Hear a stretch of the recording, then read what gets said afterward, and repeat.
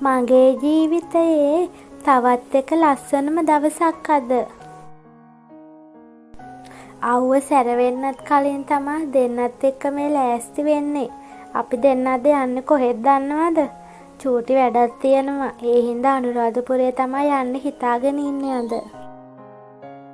අපි ඉන්න පළාතට නම් මාසෙකින් විතර වැහැලා නෑ. මං නම් ප්‍රාර්ථනා කරන්නේ ඉක්මනටම වැස්සක් එන්න කියලා. අපිට වගේම තමයි සත්තුන්ටත් ඉන්න හරිම අමාරුයි මේ දවස්වල අපේ පැත්තේ.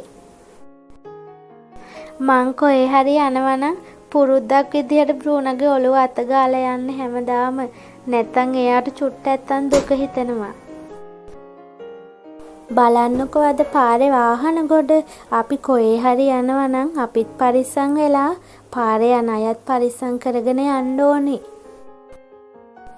දැන් නම් මේ දෙන්නත් එක්ක ලෑස්ති වෙන්නේ සෝටිස් එකක් කාලා බීම් එකක් එහෙම බොන්න. පිටි කෑම තෙල් කෑම ශරීරයට කොච්චර හොඳ නෑ කිව්වත් මගේ හිත නම් ඉල්ලන්නේ ඒ දේවල්ම තමයි. ඒවම කන්න කියලා තමයි මගේ හිත නම් කියන්නේ. අපි දෙන්නගෙම වැඩ ටික ඉවර වුණු හින්දා චුට්ටක්වත් පරක්කු වෙන්නේ නැතුව ගෙදර යන්න තමයි මේ ලෑස්ති වෙන්නේ ආයෙත්. ලස්සනට පිරිසිදුව තිබ්බ එළවලු කඩයක් හම්බ වුණා. හැම පිඟානක්ම රුපියල් 100යි කියලා තමා කිව්වේ. ඒ වුණාට දැක්ක පළියට අපි එළවලු ඔක්කොම ගන්න හොඳ නෑනේ. මං ඉතින් පිඟාන් 4-5ක් ඉතින් ගත්තා. දැන් ඉතින් එළවලු ටිකත් අරගෙන ගෙදර යන ගමන් යද්දි ලස්සන කුඹුරු යායක් හම්බුණා. චූටි වීඩියෝ එකක් ගන්නම් කියලාම හිතුව හින්දා පොඩ්ඩක් එතන නතර කරා. චූටි වාහන තදබදයකුත් තිබ්බා.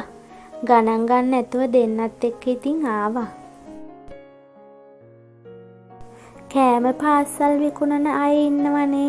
එහෙම තැනකින් කෑම පාසලයක් අරගෙන නිදහසේ කෑම කන්න ඕනි කියලා තමයි හස්බන්ඩ් කිව්වේ. මමත් ඉතින් ඒකට කැමති වුණා. අපි දෙන්නට නිදහසේ කෑම කන්න තැනක් හම්බුණා. වෙන තැන්වල නම් රිලව් වඳුරෝ එහෙම ඉන්නවනේ. හැබැයි මෙතන නම් හිටියේ නෑ. ඒ හින්දා බයක් නැතුව දෙන්නත් එක්ක නිදහසේ කෑම කන්න තමයි ලෑස්ති වෙන්නේ. අපි දෙන්නට අද දවල් කෑමට තිබ්බේ කෙහෙල් කොලේ ඔතපු බත් එකක්. ඒ දවල් කෑම එක නම් මාර රසයි කියන්න දෙයක් නෑ. ආයෙත් දවසක ඒ නැන්දගෙම බත් එකක් ගන්න තමයි හිතාගත්තේ. මේ බලන්නකෝ කෑම කන්න ආපු අය කරලා තියෙන වැරදි. ලන්ච්ෙත් පත්තරේම හැම තැනම දාලා ගිහින් නිදහසේ ඉඳලා දැන් ඉතින් ලෑස්ති වෙන්නේ ආයෙ ගෙදර එන්න. බලන්නකෝ හුඟක් අය දන්නවත් ඇති මේ කොහෙද කියලා. යාපනයේ පාරේ යද්දී හම්බෙන තවත් එක ලස්සන පන්සලක්.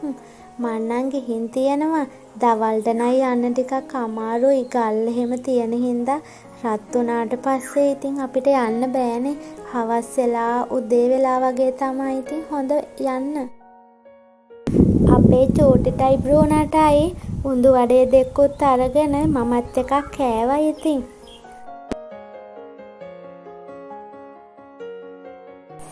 ඒවත් කාලා දැන් නම් ඉතින් ගෙදර යන්න තමයි ලෑස්ති වෙන්නේ. හැමදාම ඉතින් යන වැව පැත්තෙන් තමයි අදත් අපි ගෙදර යන්නේ. වැවේ ලස්සන බලාගෙන ඉතින්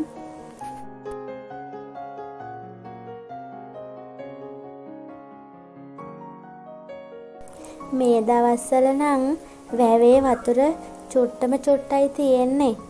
ඇයි ඉතින් අවුව හින්දා වැවේ වතුර අඩුයිනේ. ගෙදර ආපු ගමන් මං කරේ බැරල් එකට වතුර පුරවලා නාගත්තු එක. රස්නෙයි දාඩියයි නෑගේ ඉතින්. අපි කොහේ හරි ගියත් ගෙදර හිටියත් ලස්සනට පිළිවෙලට ඉන්න ඕනි. ගෙවල් දොරවල් ලස්සනට පිළිවෙලට තියාගෙන අපිත් ඒ වගේම ලස්සනට හිටියම ඉතින් ප්‍රියමනාප ගතියක් තියෙනවනේ. අපේ චූටිට නම් එක්කෝ ඇඳේ නිදිය ගන්න ඕනි. නැත්තම් ටෙඩියොත් එක්ක සෙල්ලම් කර කර ඉන්න ඕනේ. එයා හරි ආසයි එයාලත් එක්ක සෙල්ලම් කරන්න.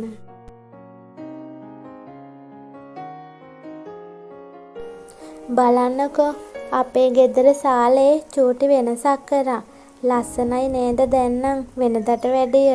මීට කලින් මේ සාලේ මේ විදිහට නෙවෙයිනේ තිබ්බේ.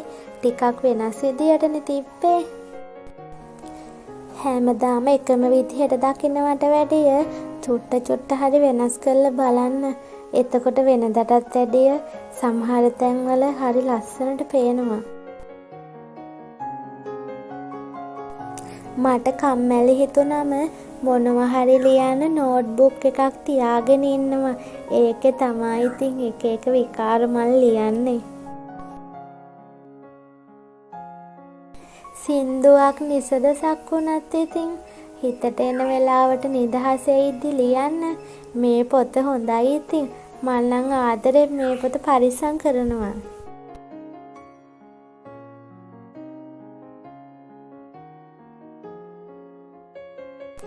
දැන් ඉතින් මේ ලෑස්ති වෙන්නේ නිදහසේ ඉඳලා වැව පැත්තේ ගිහින් එන්න. මල් තියනවා කියලා කිව්වනේ.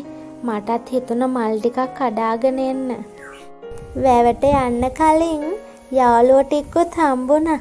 එයාලත් එක්කම තමයි ඉතින් මායි තව නංගි කෙනෙක් ගියා. අපි දෙන්නයි ගියේ. බලන්නකෝ වැස්ස නැති හින්දා කුඹුරු එහෙම මේ කන්නට වැඩ කරේ නෑ කවුරුවත් අපේ වැවේ නම්. කුඹුරු එහෙම පාළුවට ගිහින් තියෙන්නේ. හවස් වෙද්දී කට්ටිය වැවේ නාන්න එනවා. මට නම් හුඟ දවසකින් එන්න බැරි වුණා වැවේ නාන්න.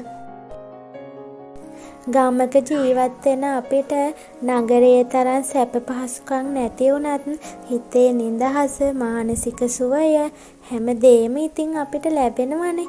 අපි ඉතින් ගමක ජීවත් වෙන්නත් පින් කරන්න ඕනේ.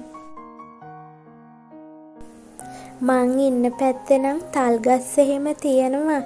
තල් ගස්වල ගෙඩි වලින් තල් කැවුම් හදනවනේ. මං නම් ඒවා කෑවෙත් මෙහි ඇවිත් තල් ගස් දැක්කෙත් මෙහි ඇවිත්. වැවේ ලස්සන බැලුවා ඇති. දැන් ඉතින් මං ගෙදර යන්නත් ඕනිනේ. මං ආයෙත් දවසක ලස්සන වීඩියෝ එකක් අරන් එනකන් පරිස්සමින් ඉන්න හැමෝම